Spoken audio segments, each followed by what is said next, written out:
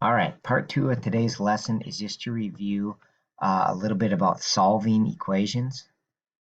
Okay, and so there's most likely the types of equations you'll be seeing on the MCA test would either be linear, x to the first power, or quadratic, x to the second. All right, and the way you solve these is pretty different. So for a linear one, you can just use algebra steps like add 6, divide by 2. That's kind of what you're used to, but if it has both like x squared and x, you can't do algebra steps, right? You have to do one of these methods to solve a quadratic, right? The only exception to that is you can use algebra steps if it has only x squared with no x part. So what I mean by that is if we have something like this, you can actually solve that with algebra steps because you can just get the x squared alone and then root both sides and just don't forget this would be both plus and minus 7 would be your answer. Okay, so that's again, algebra steps works only if you have just x squared. If you have both, you've got to use one of these methods. So one of the methods I want to kind of highlight in here is the factor method, which means just like break it apart.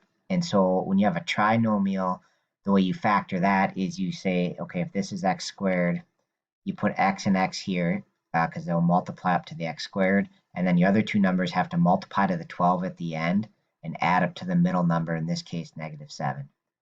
All right, so if they have to multiply to positive 12 but add to a negative, I know I have to have two negative numbers because that'll multiply to a positive but add to negative. And then just make a list for 12, like 1 and 12, 2 and 6, or 3 and 4. And so if we use -3 and -4, that'll multiply to positive 12 and add up to -7. Okay, and that step is called factor, where you break it apart. And then if we want to solve it, you say, okay, if these two things multiply up to 0, either the x minus 3 can be a 0 or the x minus 4 can be a 0.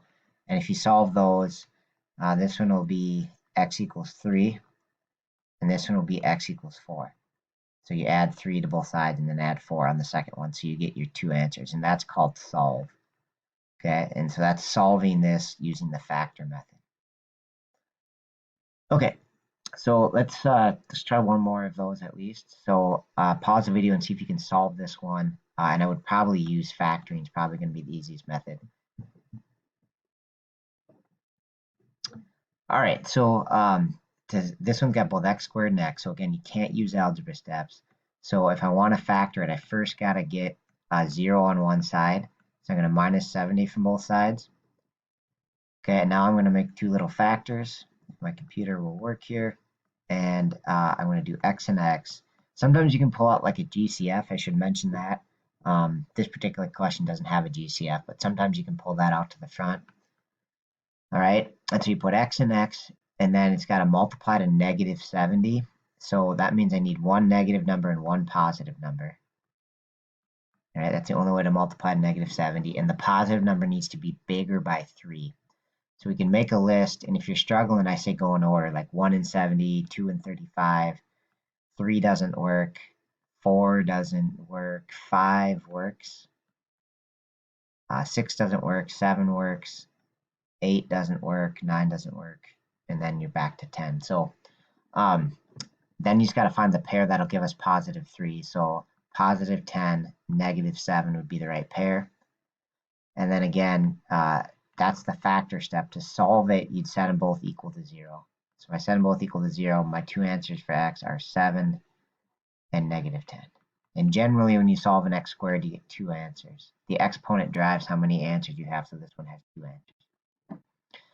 Okay, so I want to just do some sample questions. So oftentimes, they'll put it in the context of a question, but it's really just a solving question, right? So see if you can make some sense of this, and then we'll go from there.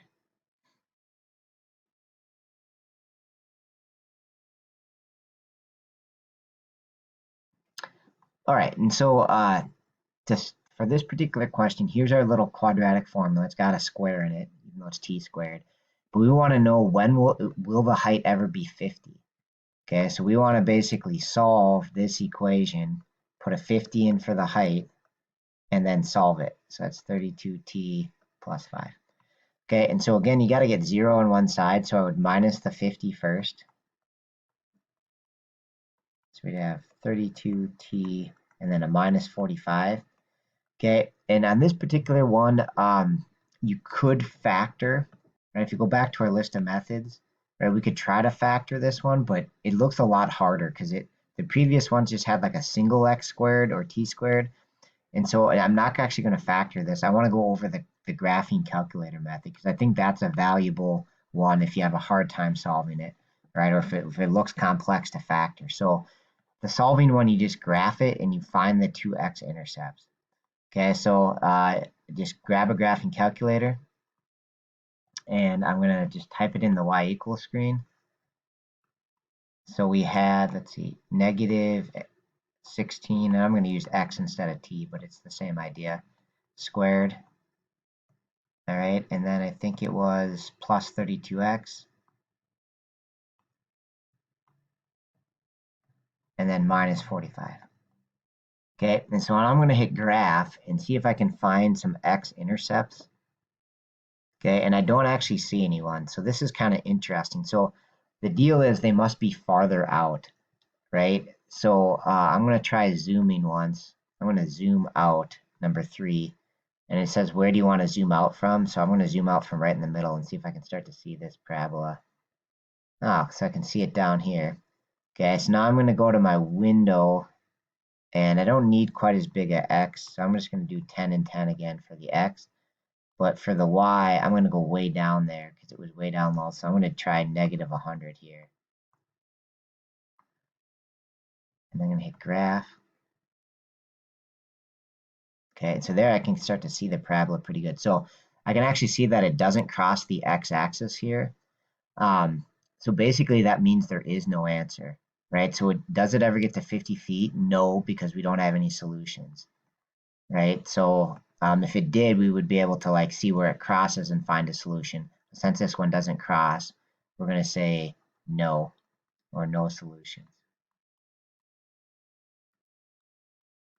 Okay, and so sometimes you will, but again, it would just be where it crosses, and you could kind of like find it on the graph, like even just guesstimate it on a multiple choice. You could find your answer that way. Okay, so let's try a couple different solving ones. So pause the video, give this one a shot. So the difference on this one is this is a linear question. So we can just solve it with our regular algebra steps. I just got to clean up the sides. So I would start by distributing those. So 5x plus 10. And then we still got the other part on that side. And then distribute the 10. Make sure you do it to both parts. 10x plus 60. And then I'm going to clean up this side some more because those combine along with the 10 and the 5. So that would be a single x plus 15 equals 10x plus 60. And then now I would minus an x because you want x's on just one side. So if I minus x, I'll have x's on just the right-hand side. So I have 9x plus 60. And then minus 60 from both sides. And then divide by positive 9. And you get negative 5, I believe. Right, so our solution to this one is just x equals negative 5. Okay, solving an absolute value equation. So this is one more type of solve one you might see on the MCA. And so the trick on this is generally they'll have two answers. So that means these ones are going to be out. And then to solve it, what you want to do is isolate this first. So isolate the fence post. So I'm going to minus 4 from both sides to get this. Okay, and now basically whatever's inside of here can either be a 4 or a negative 4 to make it a true statement. Right? If I had a negative 4 here, that would be 4, the absolute value of that, and the absolute value regular 4 is 4. So basically we're going to take whatever's inside of here, now that we got it isolated, and say that can either be 4 or negative 4. And that's how you're going to get two answers. So once you have the fence post isolated, you separate it and then just solve it from here. So add 2, divide by 3, that's one of our answers. And then add 2, so it'd be negative 2, and then divide by 3, so we get negative 2/3 as our other answer. right? So that would be letter choice B. Okay, so that's solving an absolute value, which you could see on the test. Right, so that's just a quick review of solving, and just another reminder that it's different if you have a linear or a quadratic, right? Linear are pretty straightforward, but if you have quadratic, the methods I would probably recommend is factor, and then if it's hard to factor, then graph it on the calculator and find the x-intercept. All right, that's it. Thank you for watching.